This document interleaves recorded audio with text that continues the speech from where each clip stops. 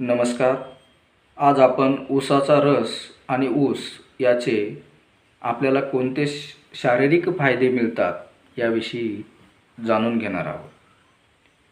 तर ऊस हा निसर्गाने आपल्याला स्वास्थ्यवर्धक व पौष्टिक गुणांनी भरपूर असलेली देणगी बहाल केलेली आहे. आयुर्वेदात तर ऊसाला सर्वात श्रेष्ठ असं औषध मानलं गेलं आहे. ऊस हा थंड असतो, गोड असतो, तसेच शक्तिदायकसुद्धा असतो. ऊसाचा रस पिल्यामुळं आपला रक्तप्रवाह सुरळीत होतो, रक्ताचं शुद्धीकरण होतं, संडासला साफ होतं. त्याचबरोबर अपचन, गॅस, बद्धकोष्ठता, पोटातील जळजळ यावर देखील ऊसाचा रस हा अगदी रामबाण उपाय आहे. आणि ऊसाला दुसरं एक धार्मिकसुद्धा एक महत्त्व आहे. पहा, दीपावलीच्या मध्ये आपण काय करत असतो, ज्यावेळेस तुळशीचं लग्न असतं त्यावेळेस आणि मकर संक्रांतीच्या वेळेस ऊसाची पूजा आपण करत असतो. या ऊसापासून तयार होणारा गूळ हा तर आपल्या प्रत्येक धार्मिक कार्यक्रमामध्ये खूप मोठ्या प्रमाणामध्ये वापरला जातो. पूर्वी काय केलं जायचं की उन्हातून जर एखादी व्यक्ती आली, आपल्याकडे कोणी पाहुणा आला, तर आपण काय करायचो, तर त्याला एक गुळाचा जो खडा आहे तो त्याला खायला द्यायचो आणि तांबर पाणी प्यायला देत असायचो. असं ह्या ऊसाचं महत्त्व आहे.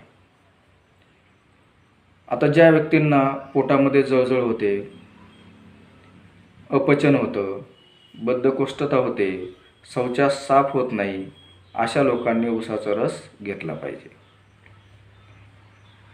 ज्या व्यक्तीला कावीळ झाला आहे, अशा कावीळ झालेल्या व्यक्तीने या ऊसाचा रस न घेता ऊस चावून चावून खाल्ला पाहिजे. यामुळं काय होतं, ऊसाचा रस घेतल्यामुळं रक्तप्रवाह सुरळीत होतो, रक्त देखील वाढतं, आपली हाडे बळकट होतात. त्याचबरोबर संडासला देखील साफ होतं. लघवीमध्ये जळजळ होत असेल, लघवी साफ होत नसेल, ती देखील या ऊसाच्या रसामुळे लघवी साफ व्हायला सुरुवात होते, संडास देखील साफ होते.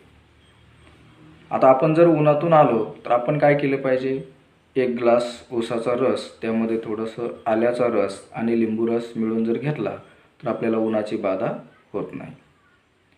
ज्या व्यक्तींना लघवी साफ होत नाही, अशा लोकांनी काय केलं पाहिजे की एक ग्लास ऊसाचा रस आणि त्यामध्ये 2 चमचा आवळा रस आणि 2 चमचा शुद्ध मध हे जर मिक्स करून घेतलं तर लगेच त्याच्या लघवीमधली जळजळ, लघवी थांबत होणं, हे सर्व समस्या लगेच काय होतात, कमी होतात. त्याचबरोबर ज्याच्या पोटामध्ये जंत झालेले आहेत, जंत कोणत्याही प्रकारचे जरी असले तर अशा व्यक्तीने जेवणाच्या अगोदर 1 कप ऊसाचा रस जर घेतला तर अशा व्यक्तीला आराम मिळू शकतो. त्याचबरोबर पोटामध्ये जळजळ होत असेल तर अशा व्यक्तीने देखील हा रस घ्यायला पाहिजे. ज्या लोकांना हिमोग्लोबिनचं प्रमाण कमी असतं, म्हणजे विशेषतः करून हिमोग्लोबिनचं प्रमाण हे स्त्रियामध्ये कमी असतं, म्हणून त्यांनी जर ऊसाचा रस हा रोज 1 किंवा 2 ग्लास जर घेतला, म्हणजे सकाळ संध्याकाळ जर घेत राहिले तर त्यांना देखील हिमोग्लोबिनचं प्रमाण वाढण्यास मदत होते. ज्या व्यक्तीला सतत उचकी लागत असेल, अशा व्यक्तीला देखील 1-2 ग्लास जर ऊसाचा रस प्यायला दिला तर त्या व्यक्तीची उचकी लागणं बंद होते. ज्या व्यक्तीला जुलाब लागले असतील, अशा व्यक्तीने ऊसाचा रस आणि डाळिंबाचा रस मिक्स करून जर घेतला तर त्यांना लगेच फायदा होतो.